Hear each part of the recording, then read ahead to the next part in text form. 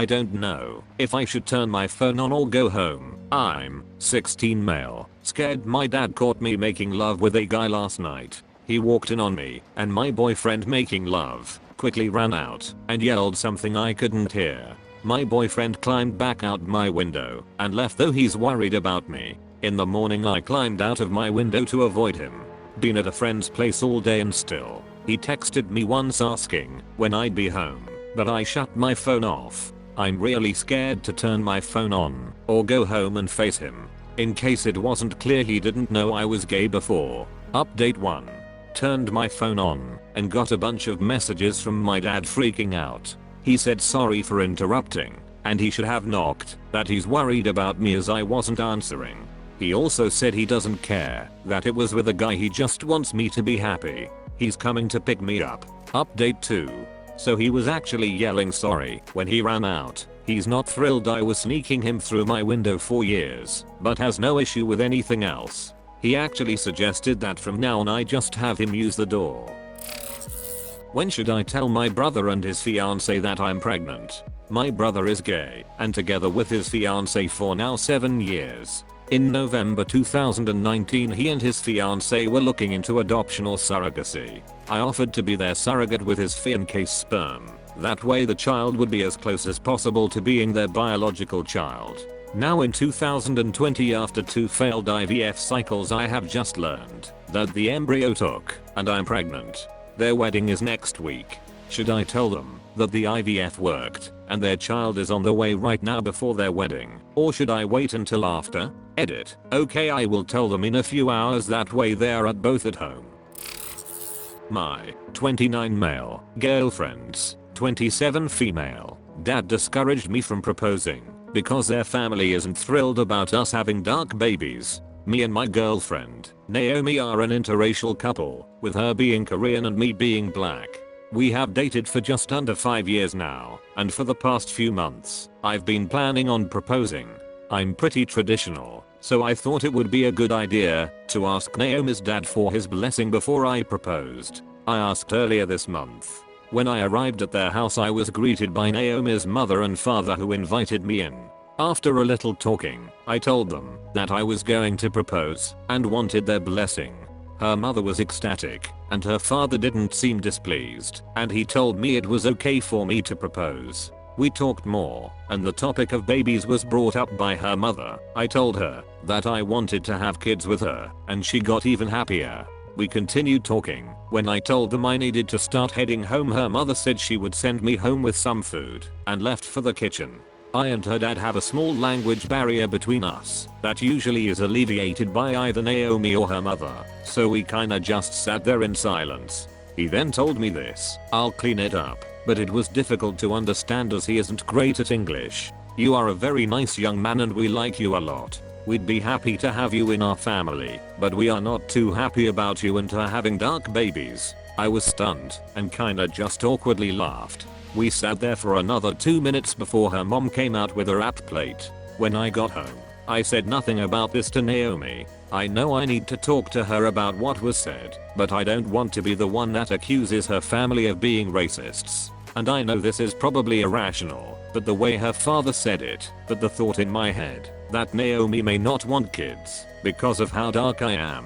How do I approach her about this in the least accusatory way as possible? Update. My 29 male girlfriend's 27 female dad discouraged me from proposing because their family isn't thrilled about us having dark babies. Yesterday afternoon I sat my girlfriend, Naomi, down and had a conversation with her about what her dad said to me. I tried to leave out any mention of the proposal and told her I was in their neighborhood and decided to pop by. Terrible lie, I know, but she bought it. I told her what her dad said about us having dark babies and asked if she had any similar feelings about our kids popping out half black.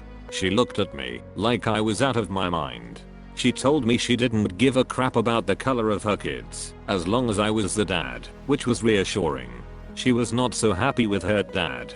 She wanted us to take a drive over there and talk with her parents about it. That evening we dropped by unannounced, and when her mom opened the door to see us, she immediately asked Naomi to show her the ring. Naomi was confused, and I about to crap myself. I, like a dumbass, didn't call ahead to her parents that I hadn't proposed. I guess her mom thought we were going to surprise her with the engagement and assumed I had already proposed. I was speechless.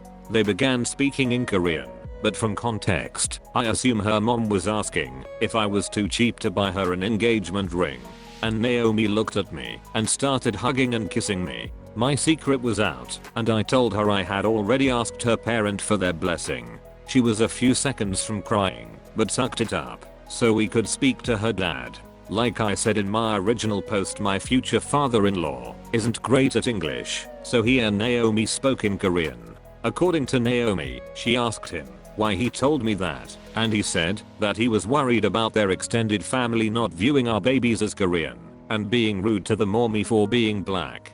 I guess this did not come across well in English because he was just concerned for me and our kids. He didn't care that our babies would have dark skin. This was a huge relief. Her father isn't the racist their extended families are, but like, who cares what they think? I'm just so glad that our future kids are going to have grandparents that are going to love them. The only downside is now Naomi is expecting my proposal, so I really got to knock her socks off. Thanks so much for all the help.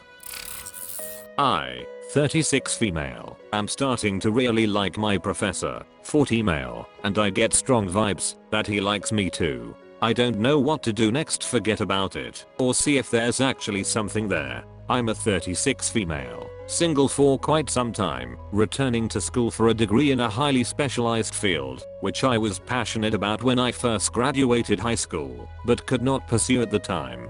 Now having a BSc and MBA in another field, and wanting to make a career change, I have enrolled at my state university as a transfer student with senior standing. Since quarantine has us all locked inside, I decided to take some summer classes, getting 101 and 102 for my chosen major out of the way. The professor, 40 male, recently divorced, I was able to confirm, who teaches the two courses immediately struck me as intelligent and engaging. He clearly put a lot of care into getting them online at short notice. When class started this spring, I sent him an email introducing myself and told him I was an intended major in the department. We set up a time to video chat later to declare my major. We exchanged a few emails during this time just talking about my primary research interests. He gave me contact info for the other people in the department, etc. He told me early on he was impressed with my aptitude and complimented my intelligence, which felt good, but that was about it. We finally met last week and everything changed. Totally out of nowhere, I found myself instantly attracted as soon as I saw him, and I got the sense he felt the same. He was blushing, smiling, laughing, the whole bit, as was I. It took me completely by surprise. Not because he's particularly good looking, although he does have a certain kind of charm, but because he's somehow just very appealing to me, physically and of course mentally. Half the call was getting to know each other with light-hearted chit-chat, the other half was all business. He did catch himself a couple of times, saying "I'm sorry, I don't know why I'm getting so personal," when he was sharing some things about himself, which I thought was sweet. The call went long. I ended it, because I otherwise could have seen myself talking to him all day. He genuinely seemed sad when we said goodbye. I was sad too, but didn't show it. Since then we have been emailing every day except for the weekends. Not a ton, but a couple emails in both directions. A lot of it is indeed business, but a lot of it is also us sharing the art of our own. Stupid memes relevant to our topic area, talking about other things we like, favorite kinds of scotch. There's absolutely nothing incriminating, it's all innocent. I would have zero problems with the dean of the college seeing any of it. Although admittedly I did test the waters with a subject line question about dating, as in, dating archaeological findings. The email itself did have a legitimate question I needed answered. I was just proud of myself for being sly for once. But what's sort of telling to me is that every email he sends has lots of getting to know you questions. Again, nothing inappropriate, but not business related either. Things like what inspires my art, why I like my favorite song, whether I have seen a certain TV show he likes. It's a technique I myself have used when I don't want a conversation to end. I'm well aware of all the caveats that go along with having a crush on a professor, and I don't want to make excuses or say my situation is special just to absolve myself of any guilt, but thinking rationally it does seem like it could be exceptional. These two 100 level classes are the only two he teaches that I'll be taking. His role in the department is as an advisor of the undergraduate curriculum, but he does not hold any sway with things like internships, does not coordinate any kind of archaeological excursions, etc. He does not do anything at the graduate level point. He is a senior lecturer, but focuses on a completely different research area than I'm interested in. We are also so close in age that there shouldn't be any questions about being attracted due to his perceived power. He's not grooming me, etc. We also likely won't meet in person for ages, as the university will be holding full classes almost entirely online, so it's not like there is any sexual harassment going on in his office after class. I'm not like splaying myself on his desk in a fishnet catsuit asking for an A or anything. I need to hear from folks with no stake in the game what I should be doing here. Part of me wants the summer to end so I can ask him if he'd like to grab a cup of coffee sometime and go for a walk and chat. I need to hear from folks with no stake in the game what I should be doing here. Part of me wants the summer to end so I can ask him if he'd like to grab a cup of coffee sometime and go for a walk and chat. To me there is absolutely nothing inherently flirtatious about that. It's not like I'm gonna show up in a negligee, and I'm much too coy to initiate anything beyond a friendly hug, which I probably wouldn't even do in this case, unless it really extra super seemed way obviously okay. The other part of me says this seems like a great guy who is passionate about what he does, and I absolutely do not want to ruin his career or deprive other students of the chance to learn from him, so I should do nothing at all. And underlying everything is the notion that I haven't even met this guy yet. I've met long-term partners online in the past, and I'm a good judge of character. For me, it's actually easier to get a sense for the person before really meeting them, and he is just so incredibly warm and comforting to talk to. Hearing from him is the best part of my day. This is so new to me. I never thought I'd find myself in this situation. I could really use some help. How should I move forward? Update. I, 36 female, am starting to really like my professor, 40 male, and I get strong vibes that he likes me too. I don't know what to do next, forget about it, or see if there's actually something there. After my original post, we continued emailing back and forth. At one point I asked if he had seen any updates about campus reopening for office visits. He said office visits were still not allowed, but he was driving down to campus to pick some stuff up, and we decided to meet for coffee while he was nearby. I live near campus, he lives about 20 minutes away. We set something up to meet at a nearby coffee shop at 3 o'clock yesterday afternoon. Yesterday morning he emailed me his number and told me to text him with my order. He didn't want me to pay for anything. I figured this was so that it didn't look like a student was bribing him. By the time I got home, I realized it was because it was a date. This was also his way of taking the relationship outside of the confines of school email. Having that cell phone number is a big deal. We met up at 3 o'clock on the dot. It was an absolutely perfect day. The coffee shop is next to the lake and has lots of outdoor seating.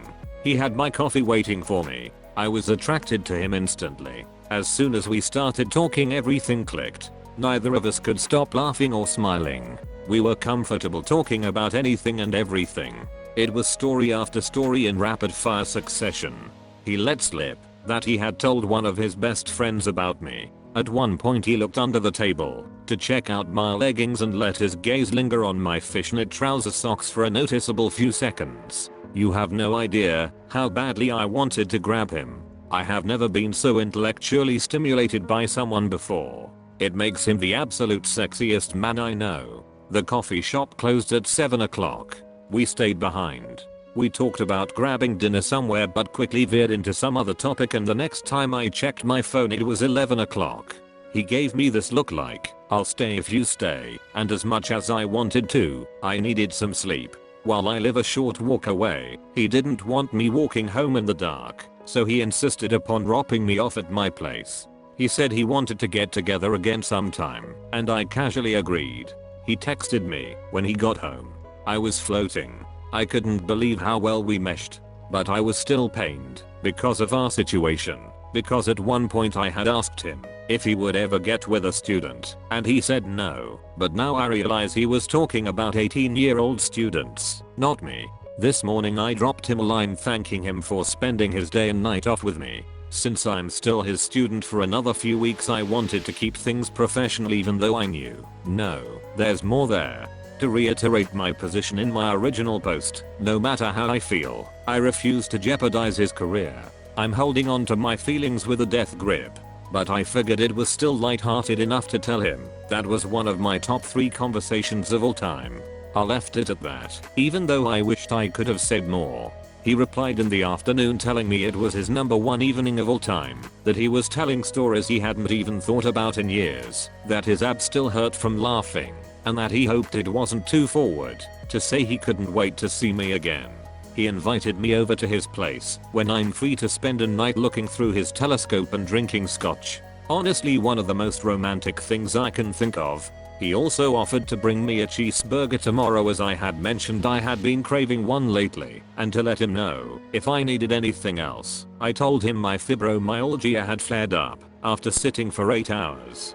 He was also listening to an album I recommended to him in passing, and I was surprised he had remembered it. I'm just not used to anyone paying this much attention to me. It is ridiculously nice. What really sealed the deal for me though was his going on about how amazing it was to stay behind and watch everybody else leave, the sky growing dark, the lights all shut off. Just the way he painted the picture was the absolute most romantic thing anybody had ever said to me. Not only did it pull at my heartstrings for the imagery it conveyed, but it also showed he is putting a lot of trust in me by so openly exposing his feelings. That's something I'm not used to either, and it was so genuine and heartfelt that it just put a huge smile on my face. So, where does this put us? My class is over 3 weeks from now. I made it clear to him that I won't be taking any more of his classes as none of them pertain to my specialty area.